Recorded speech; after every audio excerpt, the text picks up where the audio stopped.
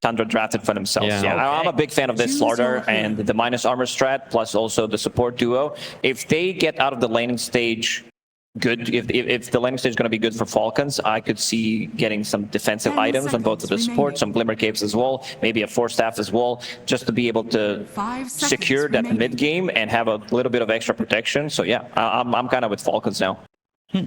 But I like the support duo on the Tundra side more. I think Phoenix and Ricky are going to have way more impact in the game than the CM and the Dark Willow. Still hating on the Crystal Maiden a little bit. I understand the sentiment as someone who gave CM a lot of flack yesterday. I mean, it has to be everything from Tundra, right? They got to leave it all on the line. They're one game away from losing this BO5.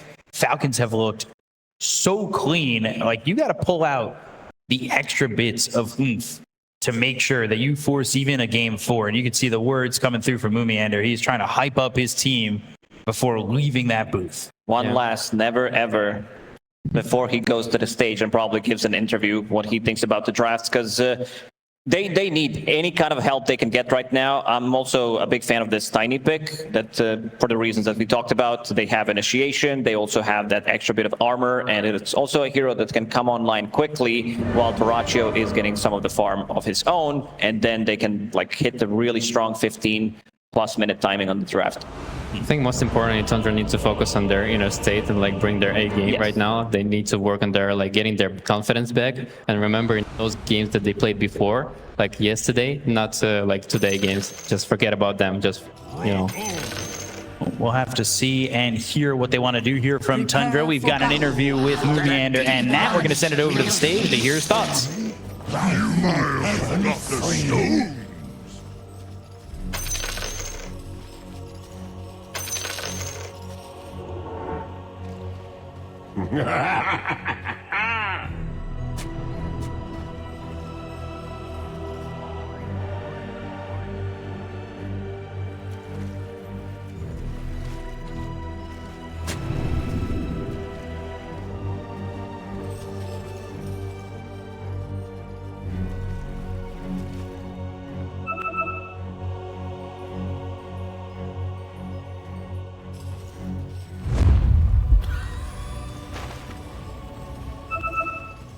Thirty seconds to battle.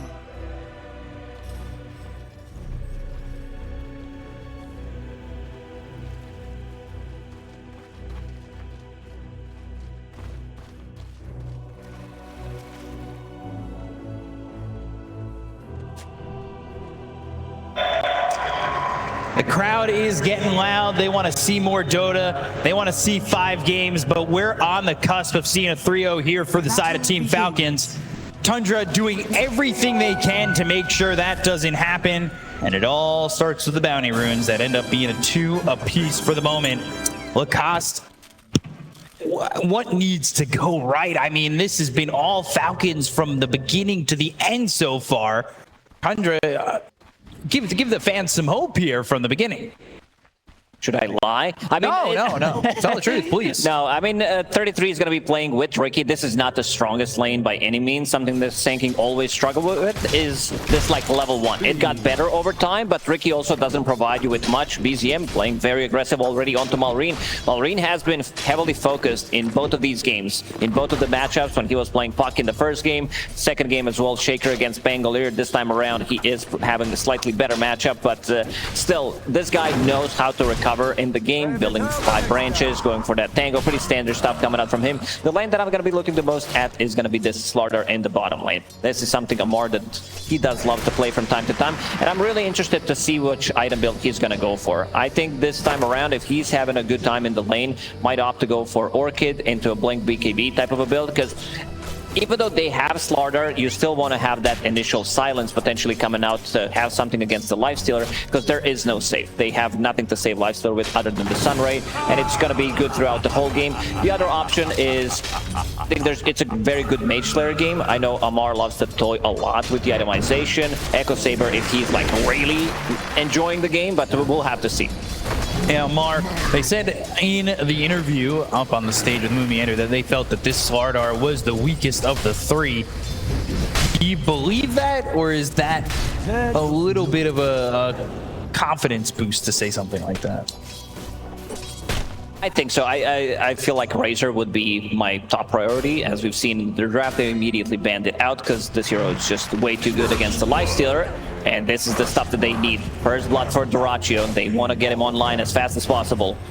Definitely need to get Dyrachyo in a good spot for them to have a chance here, and that's going to start with that first blood. Falcons, though, can they find anything of their own? And I'm looking at the lanes, and maybe it's aggressive there down bottom with the Bramble Maze as well as this Slardar, but top lane just feels like it's going to be quiet for Skeeter, and he just wants to He's going to have a complete free farm on this Dragonite, so there's not going to be any much pressure coming out from Sanking and Ricky. He has way too much survivability. Sanking going for his second Bracer, I believe, so he wants to play the lane slightly more. Amar, Ash is ready on him. So he uses that Slithering Crush, and nothing really doing for the two of them to get the kill onto the Slardar, but Crit staying off to the side now has that Shadow Realm to work with. We'll kill that Courier and throw down the Bramble Maze, Slithering Crush, Dyrachyo. He'll be fine. Double Courier kill. Dive and trying to grab that Lotus, but Whitemon now hit with the Blood Grenade. Amar, can he get him under the tower? He commits to this, gets the bash, and it'll be Crit who gets the kill. So it's just Dyrachyo down here, and he needs to try and survive, but up in the top lane, Burrow Strike, Snake King, one shot from dead. 33s gets in at least one. But Skitter is a hard target to kill, so it's just going to be... Snaking didn't have enough mana to cast another Frostbite. Your mana pool is very limited, so you need to have some kind of a mana regeneration. Those early Mangoes and Crystal Maiden, they should do the trick. Feeling pretty quiet. CS pretty even as well, but Malrine, he's got a full creep wave coming under the tower. We've seen what he can accomplish with this Pangolier. He calls himself the Pangolina. Loves to play both of these heroes. And Bramble Maze again, Whitemon bashed as he's holding that Icarus Try dive. to catch a mid-dive. Crush does not connect on the Icarus dive at all. They're playing somewhat aggressive here from Falcons, and truthfully, this Phoenix playing on the edge. Soxa comes over towards mid, but it won't much for them. At least not yet. Are we expecting early moves from either of these mids? Is It's going to be more around the mid lane where supports are going to come in and try to secure the 6-minute rune, because Tiny definitely needs it. This is a type of a hero that you want to have regeneration, you want to have Arcane Rune, and then you can make a move. Snaking, getting pressured by this level 2 Ricky right now. As that Blink Strike, the tricks of the trade, just trying to see if they can kill that Crystal Maiden. But for now, Crystal Maiden surviving. You can see over bottom a salve used there by Crit. And again, Whitemon playing pretty far forward, but there's been a couple of times where he's on the edge of dying if they land a good Bramble Maze into a Slithering Crush bash. I just noticed something interesting that Amar did on the side, because he went into this river, like into this pool on the side, near the peninsula, as you like to call it, dropped all the bracers so that he gets more regeneration from his innate ability, because he's sitting in the river. The river on the left side is much further away from him. So using the water to heal up through osmosis. Icarus dive, Slithering Crush, this connects. Whitemon in trouble, trying to get a kill into Amar, who's burning low and falls. It's a trade worthwhile when you're able to trade a support for an offlaner. Top lane, Dragon Tail, 33. Burrow strikes for some space. Not much doing there. Soxa nowhere near to help out anyway. BZM hits level 6, but Malrine only level 5, just a creep away from hitting that level 6 and having that Rolling Thunder. Refill the bottle there with Whitemon TPing back to the mid lane after dying bottom. 6-minute rune will be up, and he bottles a haste. Tricks of the trade moving pretty quickly here. But that'll run out in just a moment. The Rolling Thunder is going to be down. Really just scares away the Ricky, but there isn't much more to that Rolling Thunder to start off, and he secured the rune and he gets himself a haste. Maybe we see him make a move with that a little bit later on. But some right clicks here for Dyrachyo onto Amar, and that'll push him back further towards the tower. Amar didn't go for the leg day facet. It is a better one overall. Never skip the leg day facet. It's the overall facet that gives you that extra bit of oomph. Like, you want to run away, you're playing against the Lifestealer and the Phoenix. Wants to get yourself closer to the tower where he's farming right now.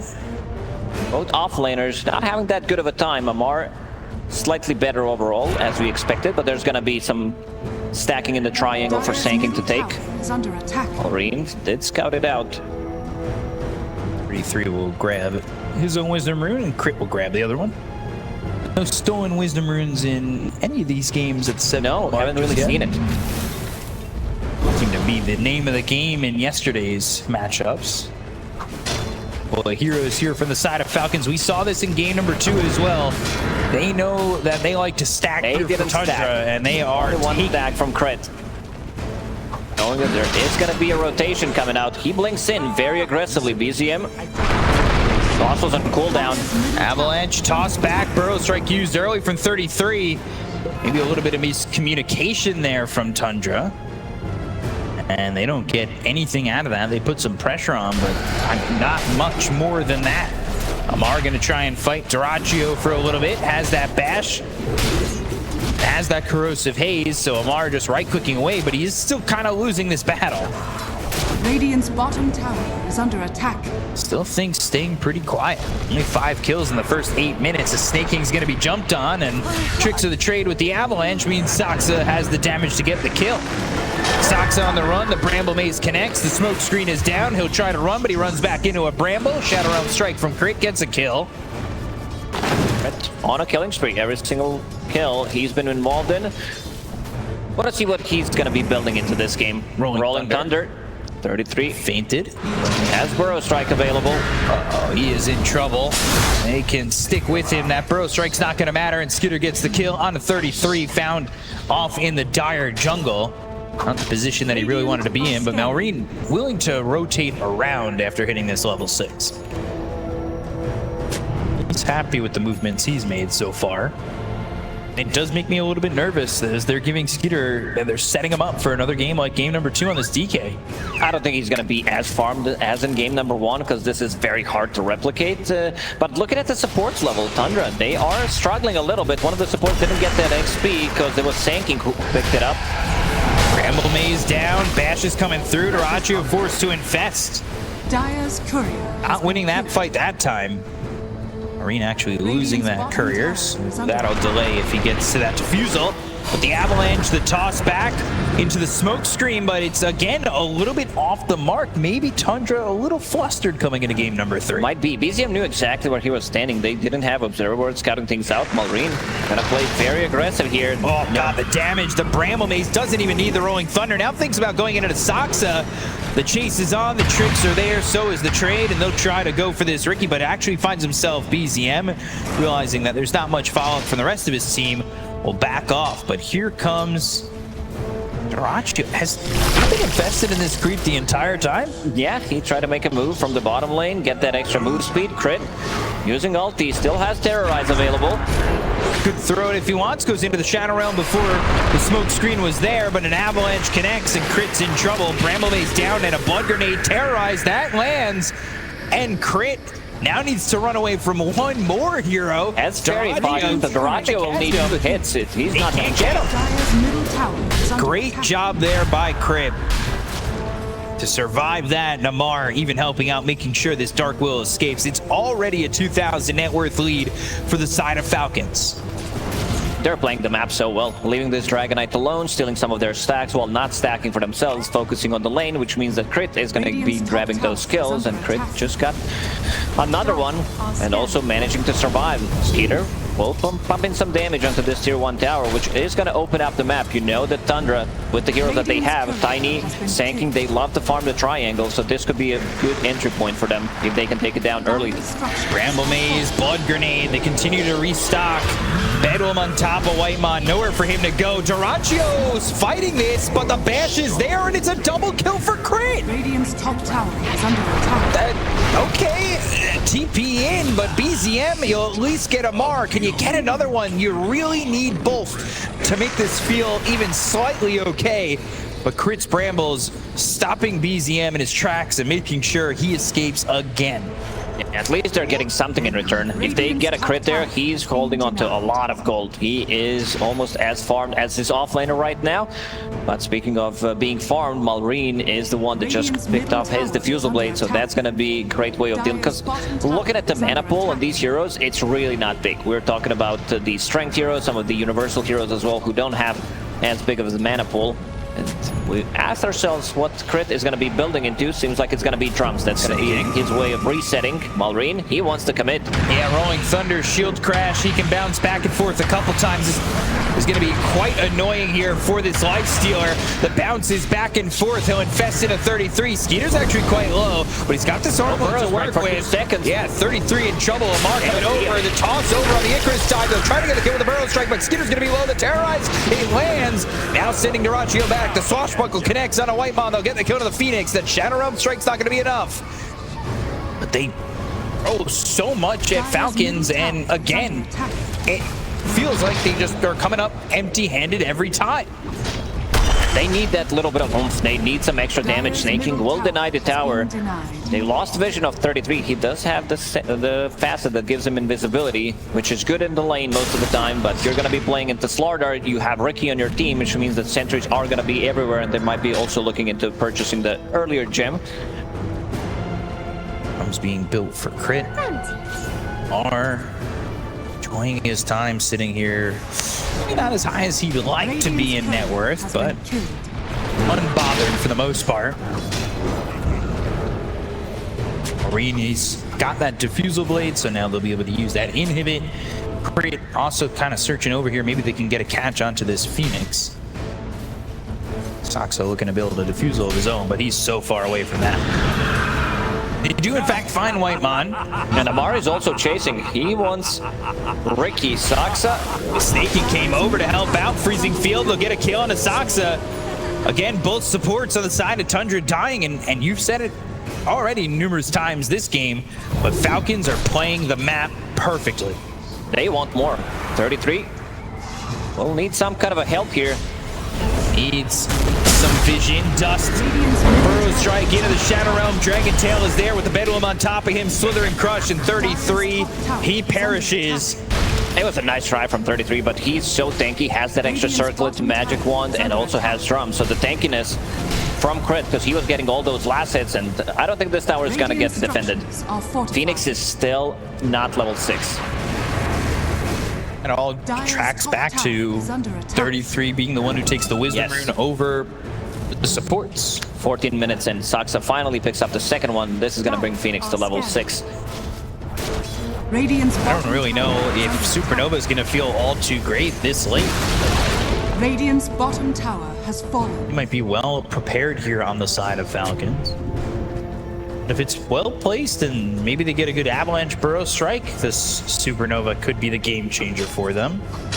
It's another game where Skitter is very ahead. 2,000 net worth ahead of this Lifestealer. Picking up where he left off when he was, what, 14-0-17 in game number 2? Blink Dagger reveal. Look for BZM. They've got the control. An easy kill again for Crit, who is wicked sick. It's Roche times. Every single time they grab a kill between 15, 17, 18 minutes, they are going to go for Roche almost instantly. They also have tower, and something we talked about is they don't have that tier 1 tower because they took it early. So Tundra, they can't really TP and rotate. The lane is pushing in. They have the minus armor from Slardar, so that's going to be enough. Plus also 1 point in Lucky Shot, 1 point Light Stone is also purchased. So a lot of minus armor, so DK will be pumping in the damage. This is an easy Roche to take. No contest again. It feels like ever since that second Roche in game number 1, every Roche has been Falcons, and there hasn't even been a thought otherwise. I'll take your treat. They've controlled the map. They have made it look pristine. Tundra really need to dig deep and find a way to a game 4. They definitely do. Ricky, he's so far away from that Diffusal Blade. sitting on 1200 gold. Might change his mind. Maybe he thinks, okay, this shard, we might need to pick it up relatively early on. But something we talked about, it's not that good of a Ricky game to start with, because you're playing into Slaughter, you're playing into Bramble Maze, Crystal Maiden with the bite, and also Terrorize that they can drop on top of it without even caring about shard and Ricky. Dyrachyo getting closer to his Radiance. He did go for Armlet as his first farming item. On the outer lines here, and Falcons now working with an Aegis. We'll see if they invade to slow him down at all. Amazing what you'll find. Saksa wants this defusal, but it's going to be slowed down with Amar right here. Bramble Maze trying to right-click him down, but he is able to blink away. Not sure that's going to help. One more shot needed. Reapplies the corrosive haze, gets a sip of the bottle from this Tiny, and even an infest to keep Saksa alive. Putting everything into making sure this Ricky stays up. Radiant's middle tower is under attack. They're starting to cut into the net worth advantage through farming, but I'm not sure if it's going to be enough if Skeeter continues to farm the way he has. They need a way to shut him down. Radiant are scanning. Smoke up here on Falcons. They'll look to make a move. The tier 1 tower going to be pushed in by this Dragonite. Radiant's middle tower. If anybody comes to defend, most likely they'll just be killed immediately. Yeah, it doesn't seem like they want to go for that. Sidestep that went down, sent towards it. Smoke did pop. I'm gonna find something, but seems like Skeeter's not done. He wants more. He wants to force a fight. If you're not going to answer the call, they'll continue to go. They've got an Aegis to work with. There's no real reason to be scared. But you can't go if you're Tundra unless everything's here and you're confident in taking the fight. Fighting into 2 Dragonites is just not going to be advised. Radiant's middle Nice drive away. attack. Catch him a mid-dive. Yeah, but this does seem like it's going to be another tower, so this will open up the map. Snaking, setting things up. They do have tier 1 tower. Blood Grenade canceling the Blink Dagger. Alreen is here, and they'll take a lot of his mana away. The Freezing Field, the Frostbite, but Snaking, with the help of Skeeter and Malreen, should be able to lock down BZM, and they will. It's another kill for the Dragonite. His streak continues. They're so quick at moving across the map, getting something done, and also reacting immediately. Snaking is the one who TPs first. Saksa playing a bit of a backstab game, trying to keep them in the game slightly longer until they can get a couple of those extra items that they desperately need. Snaking making that kill happen up towards top. Malreen now looking for that Aghanim Scepter. Skeeter gonna farm across the river. With them controlling the entirety of the map, I will say I would think the net worth lead would look a little bit bigger for them. So if there's some confidence to be taken here from Tundra, it's certainly the fact that they're farming well despite the fact that the pressure is on from Falcons. Dyrachyo and 33 are keeping with the farm, finding something, finding a farm in the triangle, stacking as well. So pretty good timing still on Radiance. This is Armlet Radiance we're talking about, and 33, he does have Bloodstone available. Going into Shiva's Guard next, or just Plate Mail for now. Radiant's top tower is under attack. TP in the Sand King, they are smoked up, they are infested. 20 minutes in. Everybody coming over. 20 minutes, Tormentor, that's going to be up. They're also looking at the 21-minute room, but they're wrapping up. And Aegis 50 seconds. Around. They can't ignore Dragonite. Krent is in a good spot. Gonna break. Crit spots it, Rolling Thunder. That's gonna come through to the Sand King. They've got Skeeter doing everything he can to get these kills. They'll go to the Supernova. They get the kill to Snaking. They'll take out the Crystal Maiden. Down goes Crit. Rolling Thunder connects onto Saksa, but is it gonna matter much? Tundra now looking for more than just the supports. Icarus dive and Dyrachyo chasing, but this is Skeeter too quick for the side of Tundra to keep on a latch. So he's able to walk away, and that Aegis will expire without it being used in a fight. But I'll also be able to defend that Tormentor, their 21-minute Wisdom Rune. A lot could have been lost there for Tundra if that fight goes poorly. Oh yeah, it could have been a disaster if they lose the tier 2 tower. They take that fight, but they knew that they need to jump those to supports. It was in a good spot to break that smoke, but they also have a lot of AoE damage to keep him inside of it. And now SNY completed on Skeeter. Amar will come in. Amar also opted to go for Hand of Midas. He thinks that this game, again, is going to be a longer one, so wants to be able to scale. If we talk about Slaughter's talents, he has a pretty good one, especially the later ones where you have that slithering crush damage and also having corrosive haze undispellable on level 25. But yeah, considering how first 2 games went, we might be seeing another long game. We're averaging about 50 minutes when it comes to these games. First game going 66 minutes. It was a barn burner of a game. Game 2, maybe not as close as Falcons felt ahead the entire time, but Tundra, they look good right now. I know it hasn't been the flashiest or the prettiest game for them, but net worth-wise, they are keeping up, and one good fight can kind of send them over the edge. Falcons will look, though, to take advantage of the way they've been pressuring the map. Maybe think that Tundra are farming a little bit further back on their map, but they're not. They go Thunder. Oh, God, Malrine making it look easy to stop that White Mom Phoenix. Tricks of the trade, Sox in trouble. They're up on the high ground. They'll go to the back lines, the Avalanche as well as the toss. They'll get the kill to crit. They'll take it at least one support. The freezing field from Snake King knocking him out. The right clicks come in for Duraccio. Now they're looking for the epicenter, but they'll stop that. They won't make the jump in. BZM's infested for the moment. Maybe able to find somebody on Falcons, but the Avalanche is a little bit of a miss.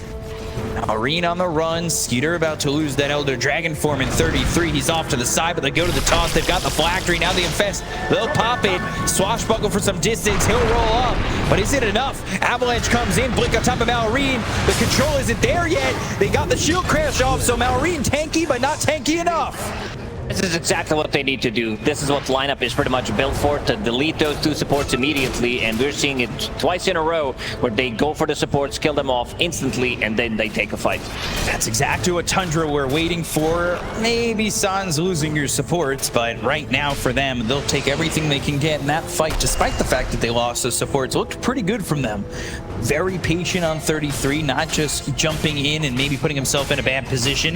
The game did feel like it started out with nerves for Tundra, but anything that maybe made them look that way has kind of gone by the wayside as they look really good right now. They definitely do. Decision making, what they need to prioritize in the team fight. Also feels like everything is on point, and the BZM is in the middle of a pack right now, but this is Tiny we're talking about. This hero can easily clean up. His net worth can skyrocket, never gonna fall off in terms of the damage, because you are physical and magical damage at the same time. Skeeter not top of the net worth. Not the same game as game number 2 for him, but a lot more from Tundra being felt in this situation. So they're going to go for this Tormentor. They're going to look to get a shard for him, because nobody on their team has gotten a shard just yet. Already 3 on Falcons. Invisibility. It'll be Saxa who gets the shard, so Smokescreen getting that upgrade. Gonna be good scaling for him. You talked about this in the draft, Snake King, the kind of guy who's going to farm a lot with this Crystal Maiden. That being said, bottom of the net worth. Maybe not so much yet, but you do need that shard to really start getting that farm going. Bramble Maze down, Burrow Strike away, 33. Tries to TP right there, but he gets caught. Malrine's on it every single time. Ooh. Is that a miss? Dire's courier has been killed. Looked like it. Skeeter going into the MKB straight up. Loaded sword for 33, and Dire's bottom that is, again, just the Dire proficiency of this hero for Malrine, knowing where these heroes are going to try and TP out from, and knowing He's so ready. the lengths of what He's really good at reading what the enemy team wants to do. Making that Rolling Thunder. Radiant, they're using the scan, so Thunder knows something's cooking in that area of the map. No Rolling Thunder for 40 seconds. Really love the itemization from Duraccio in this one, because he's having a really good game after dying that one time in the bottom, Manta style, so he can push out the waves with Radiance, and also having a Dispel mechanic, now going into AC, knowing that all 3 cores are physical. That's why we see Phoenix also going for Solar Crest immediately. You're going to cut the creep wave, and maybe they put some damage on the tier 2 mid. Our BKB almost has the gold. Yeah, did pick up the shard so that he has that instant vision. Doesn't necessarily need to blink in, use the ulti. That vision gonna linger for a couple of seconds. Dire's middle tower. Pavis for this Dark Willow. Here the crowd starting to get riled up for Tundra. They want more than just 3 games. I think maybe they could be louder than they are right now. Dire's They bottom tower are is under hoping attack. that this third game goes the way of Tundra so we could see more Dota. That's for sure. That's what we want to see. Falcons, what they want to see is having another Aegis for themselves, because they definitely have the damage, and that Observer Ward is going to scout things out. The rest of the team is smoked behind Skeeter, so that's going to give them vision. Let's see if it gives them just enough vision to see where Skeeter's going to go.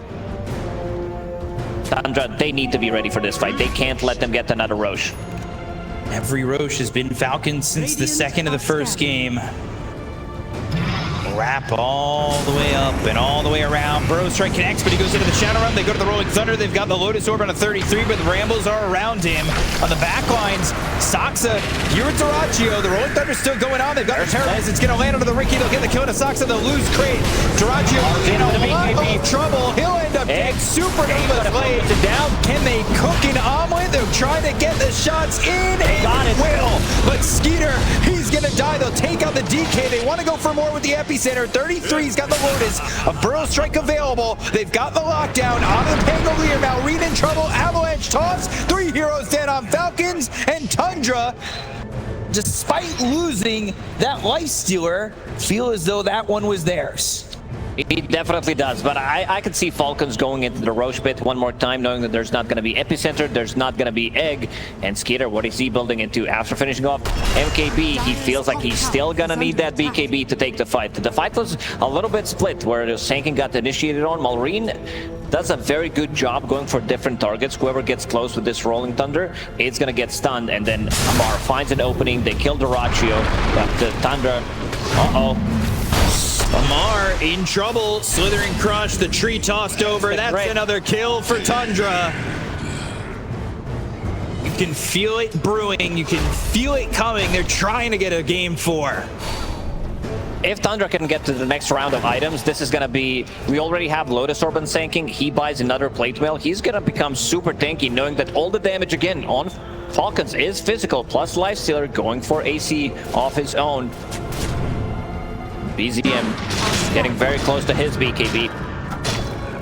KB is going to be crucial in this scenario, and taking a look at items, it's Ags next for the Pangolier.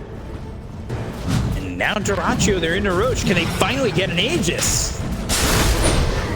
They desperately need this, and nobody from Falcons is in the vicinity. It is looking like, since the first Roche of game number 1, Tundra are going to have an Aegis to work with.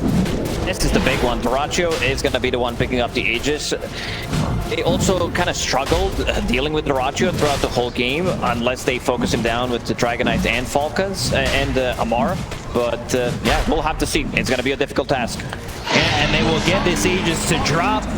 Just like the Aegis drops, we've got a community drop for Lemonade in Monte Carlo. The provocation of Ruin. You got to be a good chatter to get access to these items. Even if you're in the crowd, you can join us in the Twitch chat. And maybe you're always giving it to the guys that have some like rich nicknames. Lemonade in Monte Carlo probably costs like 15 euros. It's a lot of money. Yeah. Crystal Maiden killed off, and another one there for Tundra. Dyrachyo even throwing the tip Snake King's way. BZM now on a mega kill streak, and you are seeing Tundra turn it around.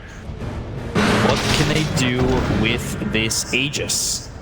It seems Falcons want to get this BKB on Dragonite just so he has a clear entry to the fight. Amar, he is going into AC of his own, seeing that a lot of damage on their side is also physical, but Malrine desperately needs that Aghanim Scepter. He wants to have that extra bit of a damage, extra bit of a mana burn in the fight. He picks it up. And these tier 2 towers still stand for the side of Falcons, and maybe that's the objective that Tundra want to go for with this Aegis. Got a long time left on it, but they got to figure something out to really break the game open for themselves. They've done a good job of sustaining up to this point. Now it's a question of whether or not they can break the game open for themselves. Start to see the tier 3 neutral items come in. Of course, a Vindicator's Axes will probably see 2 or 3 more of those. Realms for the Ricky. Could be soon for Skeeter, and once he gets that, he's also got that MKB. He's a tough target to kill, but they've done it a couple times. AC is going to mitigate quite a lot of damage, going to give them so much tankiness, and Dyrachyo opting to go for Aghanim Scepter, so will be infesting Dragonite in the middle of a fight. Makes this Aghanim on Lifestealer gives you so many better matchups. It's not your first item by any means, but 30 minutes into the game, we see a lot of Lifestealers that do pick it up. Dire's middle tower is under Starting to work on this tier 2 tower. Meanwhile, Falcons will get a shard for crit. That's 4 out of 5 picked up for the side of Falcons. As he threatened the high ground, 33. Slapping that tail. Maybe looking to hope to get somebody to walk out a little bit too far, but Dyrachyo now looking to break the high ground. They've got the Sunray to heal him up. And the high ground from Falcons has been broken. Dire's middle tower has fallen. Can they continue? And they look for more. They might. Yeah, he's so ready for that. He went for the That's avalanche. the mid-air. Also look for the terrorize. Dyrachyo going to try and man fight this one. So will BZM, but BZM's going to be killed off very quickly. Rolling Thunder came through. The egg's going to be broken. They'll get 2 kills. They'll look for the terrorize. That lands on Dyrachyo, who's feared up, running away. 33 still waiting patiently for his moment to blink Burrow Strike Epicenter. And after the initiation from BZM, well, he's unable to escape. It was a nice try from Tundra. They are lacking a little bit of a stun to burst Dragonite from 100 to 0. King. They're gonna Cancel hold it off. last second. Back in my days, you were not able to do that. Once you click that button, you're in. Yes. And they're in right now, it seems. Epicenter, Burrow Strike. They've got the infest. They'll pop it. Malrine coming in. He was silenced as well. Oh no! They'll get the Aegis, but they'll lose Skeeter. The freezing field on the high ground. The Brambles were there to get the control. They also had the extra Brambles thanks to the shard with the Cursed Crowd. They'll chase on a Snake King. They'll use that Crystal Clone to get some distance and TP away. Solar Crest from Crit, keeping him alive there. Juking, but They do not have diving. The end of this, will you, Jackson? Another kill for Dyrachyo, and Tundra and a big kill onto DK once again. And now the Sunray, Malrine. Icarus dive, the damage not enough, but it forces him back. Almost got solo killed by position 5. That Dying Light on Phoenix is no joke whatsoever. Really love the play from Tundra. Staying on the side, waiting for the perfect moment to get the jump. Amar did finish off AC, so that's going to counter AC on side of Tundra. You're going to have Ags in a moment for the Life Stealer. He's got the gold for the Wing Booster. There's the Ags. It's on the Courier. He'll have that delivered, and now the Life Stealer feeling that much stronger. And Tundra, pressure on the bottom side of the map. Been very patient in this game. They were. Dire's bottom tower has fallen. And that's what we've seen so far from them in the Swiss stage, in the playoffs so far. This team has been really patient. They know how to choke you out. Same goes for Falcons. I mean, we do have all Tundra members playing against each other. The TI winning Tundra. Brambles down from Crit, but that won't catch Whitemon. He'll back off all the way out, and he's looking to get that Aeon Disc to make sure that he can get that Supernova off. Looking at the next round of items. Dragonite going for Daedalus, it seems like he can still get... It feels like he needs more damage. That's how he feels, but it's also going to be about his survivability. Maybe he decides to change his mind, go for Satanic if he feels like he needs a little bit more, but they also want to have that explosive damage. He's invested. He's getting invested. The BKB's going to be popped by Amar. They've got the silence in now. Away.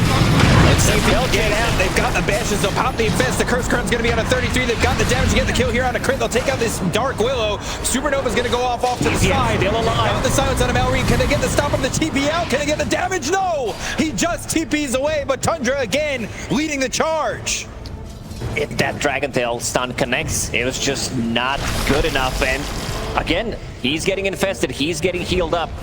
This lineup from Tundra, we can still feel the power of it. See if they decide to go for the high ground. Skeeter, he does not have BKB available. Dyrachyo with Rage, with Manta style. He's ready to siege. Dire's bottom tower. Pops that Manta and will start to hit at this tier 3 tower. Took at the tier 3 tower over mid. Doesn't care about the glyph. Stand tall. Smoke screen for protection. Thinking about going to the epicenter. Skeeter's gonna stand in front of him, but Dire's bottom not sure Tundra care yet.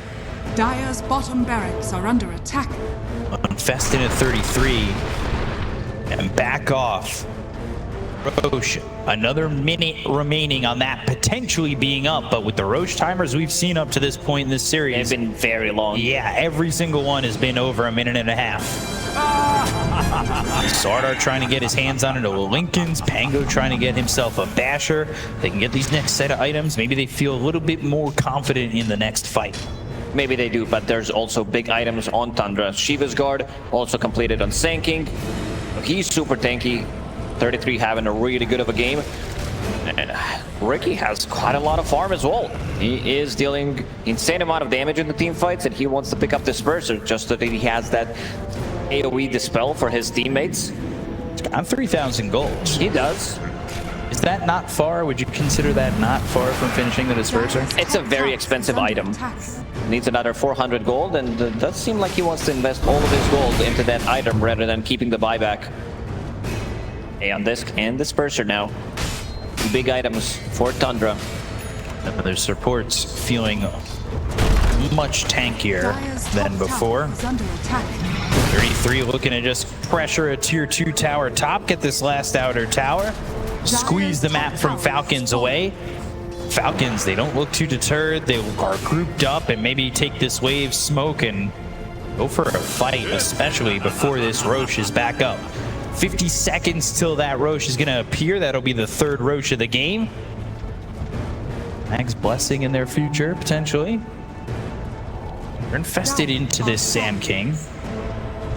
Falcons scanning but not finding anything. They'll take over the outpost. So Tundra, they'll be aware. They'll look to take a fight. Can they off on the high ground? Avalanche is going to be a miss this time. They've got the haste though. They're going to jump forward with 33. They'll look over at Crit once again, who's trying to land the Terrorize. That actually clips the Sand King. That allows the Rolling Thunder to come through. They get the kill to Crit, but is this going to be enough to get the control and get the kill to 33? He'll burrow strike onto the high ground. BKB's been popped by Skinner. BZM, he's trying to go forward. He finds the Avalanche as well as the toss inside of this Dragon Knight, but there's the blink in from Amar. Two-man stun. Is it going to be enough? Burrow strike comes in. Skinner's gone. They'll look over at Amar and take out a third. Now Snake King trying to TP out the toss from a distance. He shoots for 3, but just gets away. They don't have enough damage, it seems. Every single time one of the supports on Falcons is immediately initiated on, and 33, he is extremely tanky with the item build that he did go for. Has a setting cap, so that status resistance, it kicks in, has insane amount of armor, sitting at 50 armor, and Dyrachyo, you can't bring him down. Like, you can't really kill him from 100 to 0. There is no way. And they are looking to get these racks, finish off this game, force a game 4. Have some feeling back into the hearts of these Tundra fans if they can take this one. There's the Abyssal Blade for the lifesteal. They back away. They know Roche is up. This Aegis could be everything they need. Keeping to an outpost, going through the Twin Gate. This is third Roche, as you said. Aghanim Scepter. Let's see who they give it to. Most likely, it's going to be Tiny that picks it up. Gives him an insane amount of scaling, but then they could also give it to Sanking. Banner for the next push. Blessing, Aegis.